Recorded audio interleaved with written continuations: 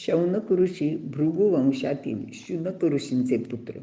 शुनकाचा पुत्र म्हणून त्यांचे नाव शौनक असे पडले. ते वैदिक आचार्य म्हणून प्रसिद्ध होते. जन्मेजय राजाला ब्रह्महत्येचे पाप लागले होते. त्याचे निवारणासाठी त्याला अश्वमेध यज्ञ करायचा होता. त्यासाठी त्यांनी त्यांच्या राजपुरोहितांना विनंती केली होती.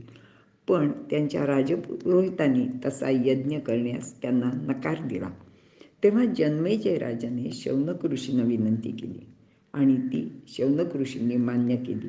राजा जन्मेजयाचे अश्वमेध यज्ञाचे पौरोहित्य त्यांनी केले व त्याचे ब्रह्महत्येचे पाप निवारण केले. तसेच जन्मेजयाचे पिता राजा परीक्षिती यांचा मृत्यू सर्पदंशाने झाला होता. त्याचा राग मनात ठेवून जन्मेजय राजाने सर्पयज्ञाचे म्हणजेच सर्पसत्राचे आयोजन केले होते. त्या यज्ञाचे पुरोहितसुद्धा ऋषी शौनक होते.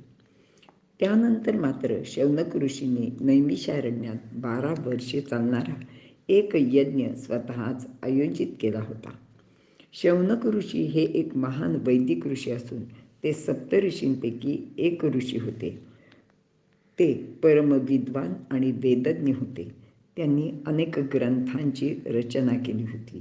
त्यातील काही ग्रंथ असे आहेत: ऋक् प्रति सांख्य, ऋग्वेद छंदानुक्रमणी, ऋग्वेद ऋष्यानुक्रमणी, ऋग्वेद अनुवाकाक्रमणी, बृहद्देवता, शौनक स्मृती, शौनक गृह्य सूत्र, शौनक गृह्य परिशिष्ट आणि वास्तु ग्रंथ इत्यादी. शौनक ऋषी हे पृथ्वीवरील पहिले कुलपती होते.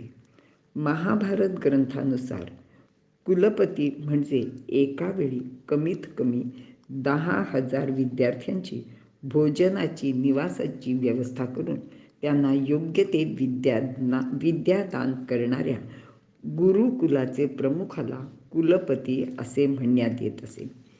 शौनक ऋषींनी याप्रमाणे कुलपती पद स्वीकारून गुरु शिष्य परंपरा व संस्कार यांचा प्रसार व प्रचार केला. ते आपल्या शिष्यांना यज्ञाबाबतही शिक्षण देत असत किंवा मार्गदर्शनसुद्धा वेळोवेळी करत असत. त्यांचे हे गुरुकुल नैमिषारण्यात होते. ते नैमिषारण्यात का स्थापन केले याविषयी एक कथा सांगितली जाते.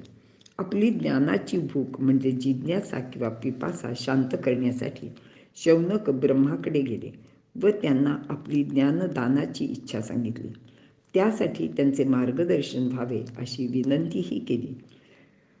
ब्रह्माने त्यांना एक चक्र दिले आणि सांगितले, हे चक्र ज्या मार्गाने जाईल त्या मार्गाने तू जात राहा.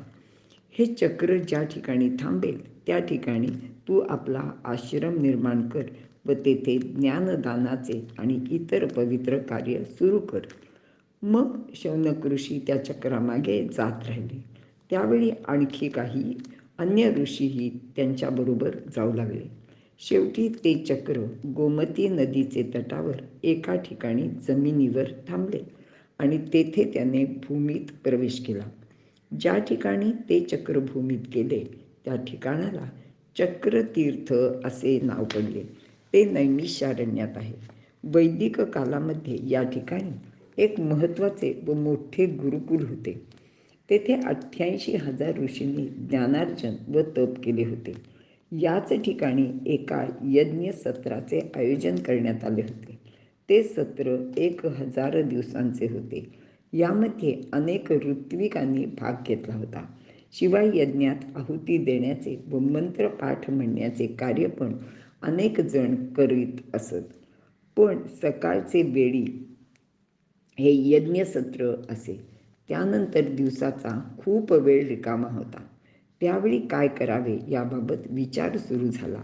एवढा रिकामा वेळ सत्कारणी कसा लावायचा यासाठी काहीतरी एखादा उपाय शोधून काढला पाहिजे. त्याचवेळी एक विचार असा पुढे आला की भगवान व्यासदेवांच्या 18 पुराणांचे श्रवण करून ज्ञानप्राप्ती करून घ्यावी. सर्वांना तो विचार पटला. त्यांनी व्यास महर्षींना विनंती केली की आम्हाला ही पुराणे ऐकायची आहेत, तर ती आम्हाला कोण सांगेल याबाबत मार्गदर्शन करावे. मग व्यासदेवांनी सांगितले की भगवान रोमहर्षण हा पुराणांचा उत्तम ज्ञाता आहे. तो तुम्हाला सर्व पुराणे सांगू शकेल. मात्र हे रोमहर्षण सूत जातीचे होते, म्हणून काही लोकांनी त्याबाबत शंका उत्पन्न केली. कारण जो कोणी पुराण सांगणार असेल तो उच्चासनावर बसत असेल आणि इतर ह्या सर्व वैदिक ब्राह्मणांचे समोर त्याने उच्चासनावर बसावे हे बऱ्याच लोकांना पटले नव्हते. तेव्हा व्यास महर्षी म्हणाले की विद्या किंवा ज्ञान हे जातीवर अवलंबून नसते. तेव्हा तुम्ही गुणग्राही व्हा, जातीकडे लक्ष देऊ नका.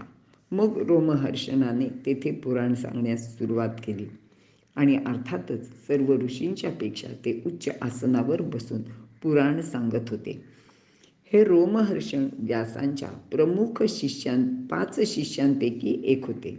अशा रीतीने नैमिषारण्यात आयोजित केलेल्या यज्ञसत्रात ज्ञानदानाचे मोठे कार्य अविरतपणे सुरू होते.